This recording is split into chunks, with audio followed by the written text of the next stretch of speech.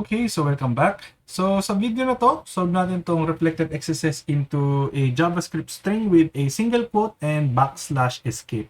So basahin natin, this lab contains a reflected cross-site scripting vulnerability in the search query tracking functionality.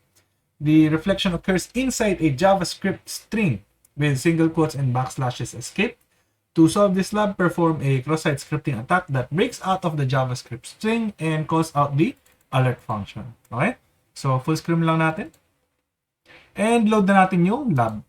So, alam natin na nandito siya sa may search. So, testing natin tong search kung ano nangyari. 1, 2, 3, 4. Lagyan natin ng single quote and lagyan natin ng backslash, no? Para matignan natin kung na-escape ba talaga.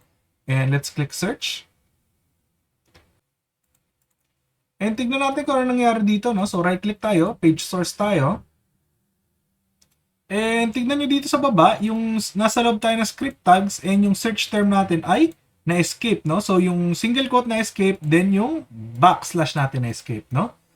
So, ang pwede na lang natin gawin dito para makapag-trigger pa rin tayo ng XSS is i-close yung script tags, then mag-open tayo ng bago, no? Kasi, kapag na-open tayo ng script tags, hindi tayo gumagamit ng single quotes or ng backslash. Then kapag nagsara tayo ng script tags, then gagamit lang tayo ng forward slash, no?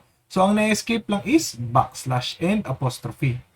So gawin natin, lagay natin script, then script alert 1, then script ulit, no? So search natin. And ayan, nag-trigger yung ating XSS.